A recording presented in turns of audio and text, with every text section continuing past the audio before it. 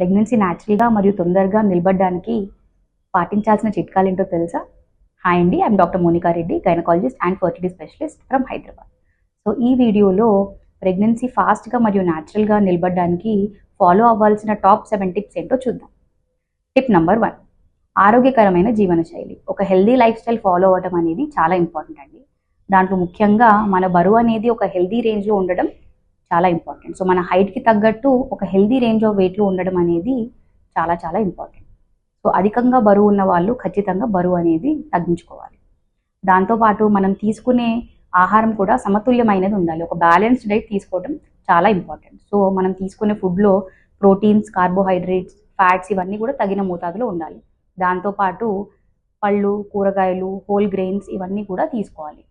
So bright colours ఉన్న fruits ఇంకా vegetables తీసుకోవటం వల్ల మనకు కావాల్సిన విటమిన్స్, మినరల్స్ ఇంకా యాంటీ ఆక్సిడెంట్స్ ఇవన్నీ కూడా మనకు లభిస్తాయండి.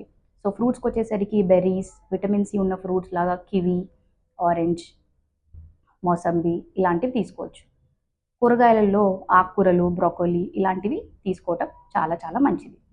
దాంతోపాటు మన వాటర్ ఇంటేక్ కూడా చాలా మంచిగా ఉండాలి. అంటే హైడ్రేషన్ మెయింటైన్ చేయడం చాలా important. Minimum of 3 to 4 litres of water, అంటే 3 నుంచి 4 లీటర్ల పాటు నీళ్ళు ఖచ్చితంగా తీసుకోవాలి. సో దానివల్ల మన బాడీలో ఉన్న విష పదార్థాలు అన్నీ కూడా బయటికి ఫ్లష్ అవుట్ అయిపోతాయి.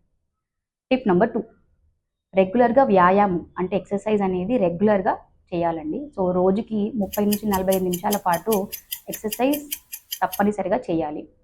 వాకింగ్ చేయటం, జిమ్కి వెళ్ళటం, యోగా చేయటం ఇలాంటిది ఏదైనా చేయవచ్చు. దానితో పాటు వారంలో ఒక 3 నుంచి 4 రోజుల పాటు స్ట్రెంగ్త్ ట్రైనింగ్ అంటే బరువులు ఎత్తడం కూడా చాలా చాలా ఇంపార్టెంట్ అండి. దీనివల్ల మనం ఫిజికల్గా ఫిట్ ఉంటాం అండ్ మన బరువు కూడా కంట్రోల్లో ఉంటుంది.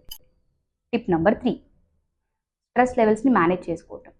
సో మన బాడీలో స్ట్రెస్ లెవెల్స్ పెరిగినప్పుడు హార్మోన్స్ ఎఫెక్ట్ అవుతాయి. దానివల్ల అండం విడుదలయ్యే ప్రాసెస్ కూడా ఎఫెక్ట్ అవుతుంది. సో వీలైనంత వరకు స్ట్రెస్ లెవెల్స్ని తగ్గించుకోవడం చాలా చాలా ఇంపార్టెంట్ అండి. ఎలా తగ్గించుకోవచ్చు? రెగ్యులర్గా మెడిటేషన్ చేయటం, ఎక్సర్సైజ్ చేయటం, మనకి నచ్చిన హాబీస్ పైన టైం స్పెండ్ చేయటం, ఫ్యామిలీతో టైం స్పెండ్ చేయటం, ఇలా మనం స్ట్రెస్ లెవెల్స్ని కంట్రోల్లో ఉంచుకోవచ్చు. టిప్ నెంబర్ 4, సిగరెట్ స్మోకింగ్ ఇంకా ఆల్కహాల్ అస్సలు తీసుకోకూడదండి. స్టడీస్ ఏం చెప్తున్నాయంటే స్మోకింగ్ చేసే వాళ్ళల్లో ప్రెగ్నెన్సీ వచ్చే ఛాన్సెస్ 40% తగ్గిపోతాయంట.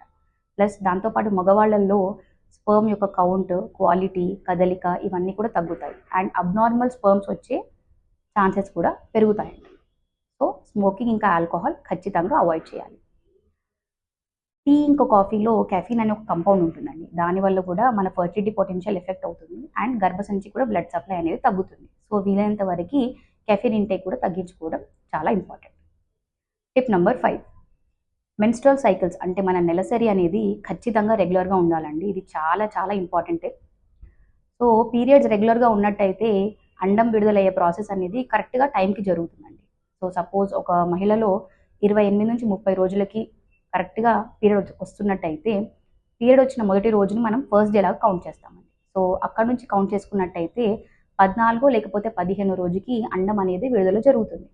సో వీళ్ళల్లో ఫర్టైల్ పీరియడ్ అనేది పీరియడ్ వచ్చిన 10వ రోజు నుంచి 18వ రోజు వరకు మనం కన్సిడర్ చేస్తాం.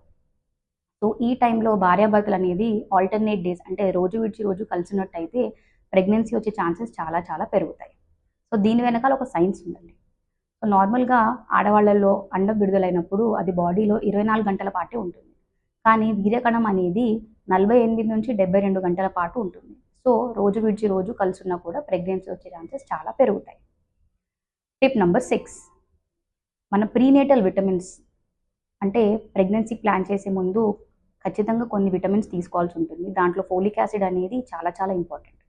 సో ప్రెగ్నెన్సీ ప్లాన్ చేసే ముందు ఒక 2 to 3 మంత్స్ ముందు నుంచే ఫోలిక్ యాసిడ్ అనేది ఖచ్చితంగా స్టార్ట్ చేసుకోవాలి. సో మీ దగ్గరలో ఉన్న గైనకాలజిస్ట్ని కన్సల్ట్ అయ్యి ఫోలిక్ యాసిడ్ మెడిసిన్ స్టార్ట్ చేసుకోండి. దానితో పాటు విటమిన్ డి ఇంకా విటమిన్ B12 టాబ్లెట్ స్టార్ట్ చేయడం కూడా చాలా చాలా ఇంపార్టెంట్.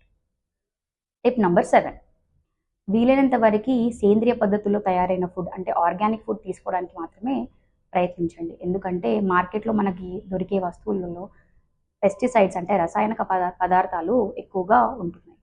సో వీలైనంత వరకు ఆర్గానిక్ ఫుడ్ తీసుకోండి.